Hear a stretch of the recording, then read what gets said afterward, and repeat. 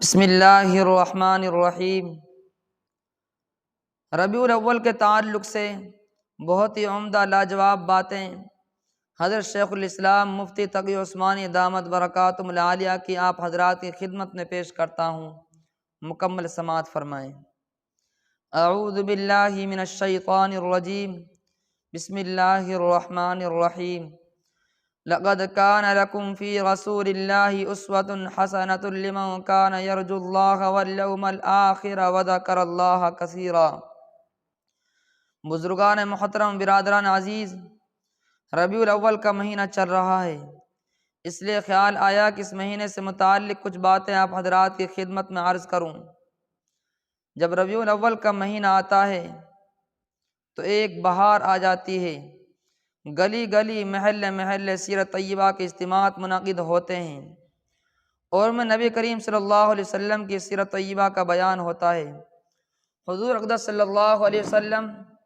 سید الاولین والآخرین رحمت للعالمین صلی اللہ علیہ وسلم کا ذکر مبارک جس وقت بھی ہو، وہ انسان کی عظیم سعادت اور بڑی عظیم خوش نصیبی ہے، اور بڑے اونچے درجے کی عبادت ہے۔ جو مسلمان ان محفلوں میں شریک ہوتے ہیں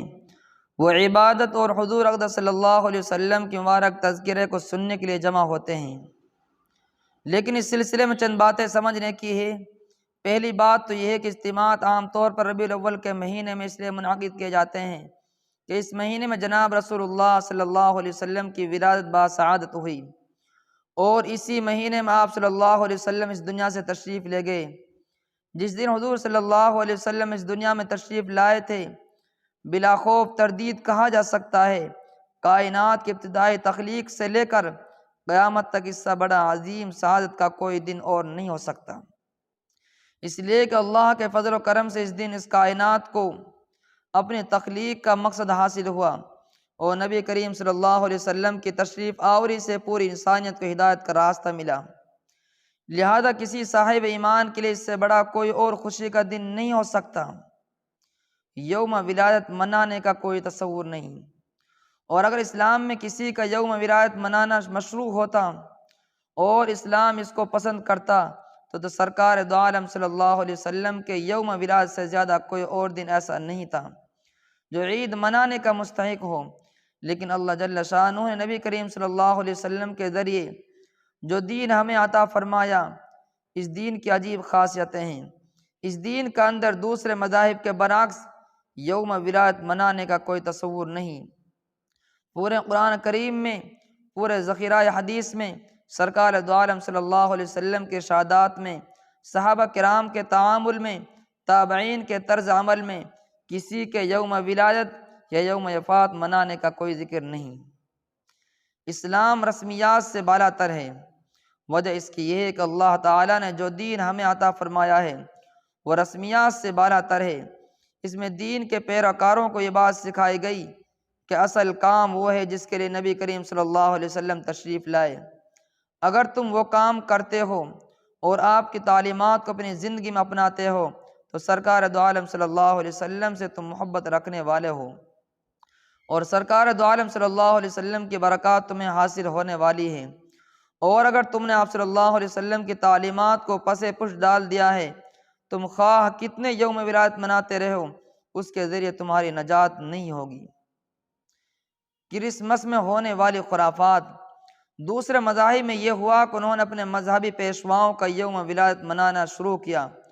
تو اس کا نتیجہ یہ ہوا کہ جس دن ان کا یوم ولادت منایا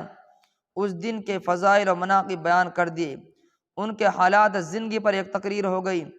اور پھر جب لوگ اس محفل سے اٹھے تو اپنے دامن جھاڑ کر اٹھے۔ دیکھیں حضرت عیسیٰ علیہ السلام کی پیدائش کے دن عیسائی لوگ کرسمس کے نام سے 25 دسمبر کو ہر سال مناتے ہیں۔ اس دن کے منانے کا سلسلہ حضرت عیسیٰ علیہ السلام کے آسمان پر اٹھائے جانے کے تقریباً 300 یا 400 سال بعد شروع ہوا۔ اس سے پہلے 400 سال تک حضرت عیسیٰ علیہ السلام کے یوم پیدائش منانے کا کوئی تصور نہیں تھا۔ 400 سال کے بعد کسی بادشاہ نے اس کو شروع کیا، اور یہ بھی صحیح پتہ نہیں کہ حضرت عیسیٰ علیہ السلام کی پیدائش 25 دسمبر کو ہوئی تھی یا کسی اور دن ہوئی تھی۔ شروع میں یہ کہا گیا کہ یہ دن اس لیے منایا جا رہا ہے تاکہ آپ کی یاد منائی جائے، اور آپ کی تعلیمات کو تازہ کیا جائے۔ لیکن رفتہ رفتہ وہ خوشی کا دن اور عید کا دن بن گیا، اور جب عید کا دن بن گیا اور لوگوں نے خوشی منانے کے نئے نئے طریقے ایجاد کیے تو اس میں رقص و سرور، اور اس میں گانا بجانا، اس میں موسیقی اور دنیا بھر کی ساری خرافات اس میں شامل ہو گئی۔ اسلام چونکہ دین فطرت ہے اور انسان کے نفس کی چوریوں سے واقف ہے، اس وجہ اسلام میں جو دو عیدیں رکھی گئی ہیں، ایک عید الفطر اور ایک عید الاضحیٰ، یہ دونوں عیدیں نہ کسی کا یوم ولادت ہے اور نہ ہی کسی کا یوم وفات ہے، بلکہ عید الفطر ایک ایسے موقع پر رکھی گئی ہے جب مسلمان ایک عظیم عبادت یعنی رمضان کے روزوں سے فارغ ہوتے ہیں، اور عید الاضحیٰ اس موقع پر رکھی گئی جب دوسرے عظیم الشان عبادت یعنی حج سے فارغ ہوتے ہیں۔ اس کے ذریعے بتلانا مقصود ہے تمہیں خوشی منانے کا حق در حقیقت تمہارے اس عمل پر ہے جو تم انجام دے رہے ہو۔ تمہارے آباء و اجداد نے جو کارنامے انجام دیے، بے شک ان کی یادیں اس لحاظ سے ضرور منانی چاہیے تاکہ ان کی تقلید کی جائے، لیکن صرف ان کی یاد منانے پر اکتفا کرتے ہوئے ہاتھ پر ہاتھ رکھ کر بیٹھ جانا یہ اسلام میں پسندیدہ نہیں۔ چنانچہ سرکار دو عالم صلی اللہ علیہ وسلم کی حیات طیبہ میں ہر سال ماہ ربیع الاول آتا تھا، لیکن سرکار دو عالم صلی اللہ علیہ وسلم نے نہ کبھی یہ دن منایا، اور سرکار دو عالم صلی اللہ علیہ وسلم کے وفات کے بعد صحابہ کرام رضوان اللہ تعالی علیہم اجمعین، جن کے نبی کریم صلی اللہ علیہ وسلم کے ساتھ عشق و محبت کا حال یہ تھا، کافروں نے اس بات کی گواہی دی، ہم نے جا کر دیکھا کہ جب نبی کریم صلی اللہ علیہ وسلم وضو کرتے ہیں تو آپ کے وضو کا پانی زمین پر نہیں گرتا، کوئی صحابی آ کر اس پانی کو اپنے ہاتھ میں لے لیتا ہے، کوئی صحابی اس کو منہ پر مل لیتا ہے، کوئی اپنے جسم پر مل لیتا ہے۔ ایسے جانثار صحابہ کرام رضوان اللہ تعالیٰ علیہم اجمعین تھے، اور حضور صلی اللہ علیہ وسلم کے دنیا سے تشریف لے جانے کے بعد 90 سال تک صحابہ کرام دنیا میں رہے۔ اس 90 سال کے عرصے میں ہر سال ماہ ربیع الاول آتا تھا، کسی صحابی نے سرکار دو عالم صلی اللہ علیہ وسلم کا یوم ولادت نہیں منایا۔ کیوں؟ اس لیے کہ سرکار دو عالم صلی اللہ علیہ وسلم کی سیرت و تعلیمات ہر وقت ان کے سامنے تھی، کوئی دن ان کے لیے خاص نہیں تھا، بلکہ ہر دن رات ان کے سامنے سرکار دو عالم صلی اللہ علیہ وسلم کی تعلیمات کا چرچا رہتا تھا، اسی کا ذکر اور اسی کی فکر تھی، اور اسی پر عمل کرنے کی توفیق تھی، اسی راستے میں جد و جہد تھی، لیکن کوئی خاص دن مقرر نہیں تھا۔ اگر اسلام میں کسی کے یوم ولادت منانے کا کوئی تصور ہوتا تو سرکار دو عالم صلی اللہ علیہ وسلم کے یوم ولادت سے زیادہ کوئی دن اس کا مستحق نہیں تھا، لیکن چونکہ اسلام میں اس کا کوئی تصور ہی نہیں، اس لیے صحابہ کرام نے اس دن کے منانے کا کوئی اہتمام نہیں کیا، بلکہ صحابہ کرام کے 12 مہینے اور مہینے کے 30 دن اور دن کے 24 گھنٹے نبی کریم صلی اللہ علیہ وسلم کی تعلیمات میں ڈھلے ہوئے تھے۔ عرض یہ کرنا ہے کہ تصور کرنا جس طرح عیسائی لوگ کرسمس کا دن مناتے ہیں، اسی طرح ہم مسلمان بھی عید میلاد النبی منا لے۔ یاد رکھیے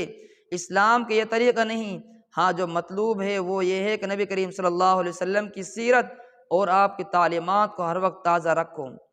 ربیع الاول کی خصوصیت نہیں بلکہ سال کے ہر مہینے میں اور مہینے کے ہر دن میں اور دن کے ہر گھنٹے میں نبی کریم صلی اللہ علیہ وسلم کی تعلیمات تازہ رکھو اور اس پر عمل کی کوشش کرو۔ لہذا ہمارے معاشرے میں یہ جو 12 ربیع الاول منانے کا جو تصور پھیل گیا ہے یہ شریعت کے اصول کے مطابق نہیں۔ 12 ربیع الاول کی تاریخ یقینی نہیں۔ اول تو تاریخی اعتبار سے بات مشکوک ہے کہ سرکار دو عالم صلی اللہ علیہ وسلم کی ولادت یا وفات 12 ربیع الاول کو ہوئی تھی، اس لیے بہت سے مورخین اور محققین نے کہا کہ 12 ربیع الاول کی تاریخ درست نہیں، بلکہ بعض حضرات نے کہا کہ 3 ربیع الاول کو، اور بعض نے کہا کہ 2 ربیع الاول، اور بعض حضرات نے کہا کہ 1 ربیع الاول بنتی ہے۔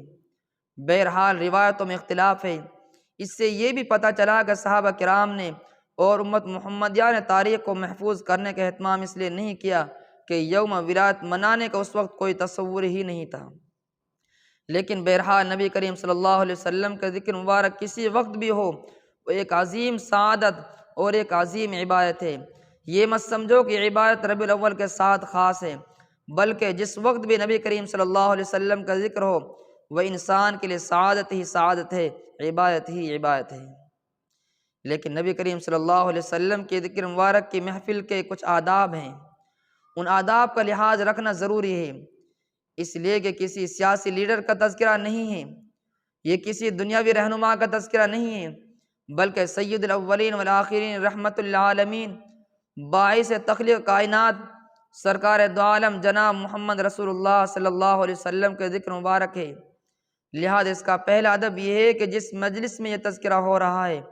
وہ مجلس کم سے کم سرکار دو عالم صلی اللہ علیہ وسلم کی تعلیمات کے آئینہ دار ہو، اور اس مجلس میں کوئی کام آپ کی تعلیمات کے خلاف نہ ہو۔ افسوس یہ ہے کہ ہمارے ماحول میں ان آداب کا لحاظ نہیں رکھا جاتا۔